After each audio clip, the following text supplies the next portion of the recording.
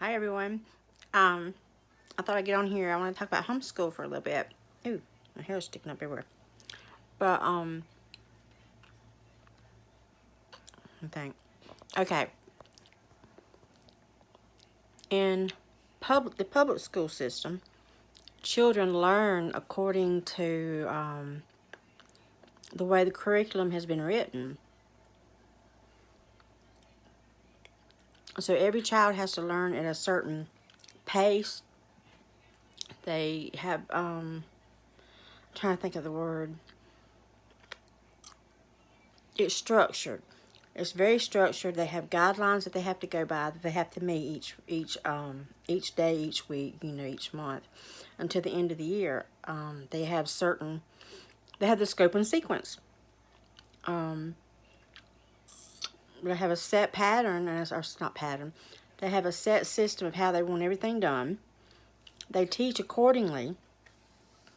And by the end of the year, the majority of the kids got it. Some of the kids didn't. That's the beauty of homeschool. I noticed with Roz, my daughter, that she didn't get everything when she was supposed to. I had a choice to either push her into learning what she's supposed to, or give her time and let her move on to other stuff that she could grasp until she was ready to go back to what she wasn't ready to learn. And multiplication was one of them. That was something she just wasn't ready to do. So she's starting fourth grade, and she's finally wanting to learn how to do it, and she's excited about it, and that's the difference. You can push a child to learn something, and if they're not ready for that, then that's where the bad grades come in. That's where that goes. The resentment towards school plays in. And I don't think that that's what we want for our children. I don't think that's what we want for any child. We want them to be able to learn according to their abilities, not going by what some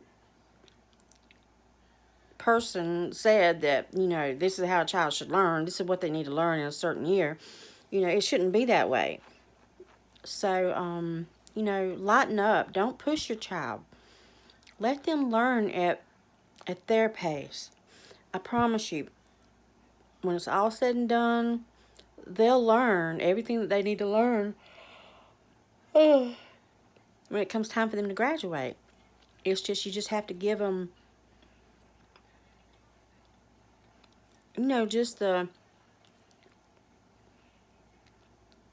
their maturity. You have to just base it on their maturity level. Like with my daughter, her birthday's in July, at the end of July, and she's on the young end of her age. So I think that plays a part of it.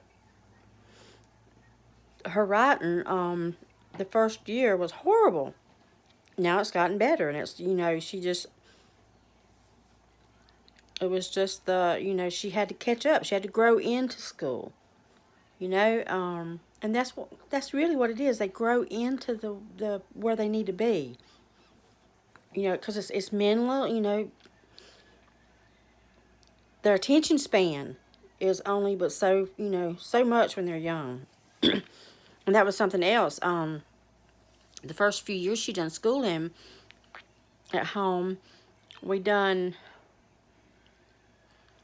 like half of it in the morning, half of it in the evening, and that seemed to work really good. So that's something else you may want to do.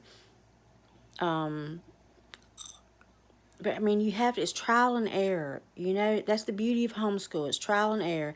You don't have no set schedule, no set plans. Now some kids do need that structure. Some kids need to know exactly what time they're going to start and exactly what time they're going to be done with it that day. And that's okay. That's their learning style. That's what they need to have to be able to learn. But then a lot of kids, you know, and I think I've noticed it's the kids that's more creative that they don't need that structure. They don't want that structure. A lot of people are against that. They feel like every child needs that set structure, but I don't think so. That's just my opinion. I don't think so. Will they grow up and be able to work with other people? Of course they will. You know, they still know right from wrong, and they still know how things are supposed to be. You know, that doesn't raising them in an unstructured life doesn't leave them to be ignorant in those areas. So that's just mainly what I want to talk about for a minute. You know, trust your judgment. You know when your child is ready to move on. You know, if you've worked with them enough, you know their strengths and weaknesses. You know when they're ready. Now, my daughter didn't take math up as quick, but now reading, she reads like crazy. I mean, she's been able to read since the end of kindergarten, and I mean, it's like she can sit down and read the Bible as well as I can, and that just, it amazes me, but she loves to read. Had I pushed her to read, she wouldn't have that love to read. But because she learned it on her own, and she learned it when she was ready, she has a whole new appreciation for reading. And she'll tell you, you know, that what she reads, you know, she can go anywhere she wants to just by reading a book. She can learn anything she wants to just by reading a book. And, you know, that's what we want our children to do. We want them to have that love for learning. And if we push them into things that they're mentally not able and they're not ready to do, we're just creating a whole new set of problems for them and for us. So think about that. Just really, you know, sit your child down, and you know, there's you can go online. In fact, I need to check on some of that. But you can go online. There's some tests you can do your child, see what level they're at and stuff in different subjects. And you know, there's nothing wrong with that. You know, I mean, they test our kids in the public schools. So I think it's a good thing to test your children. But you know, that's my opinion. But I hope all of you have a good night, and I'll talk to you later. And don't forget to like and subscribe. Thank you.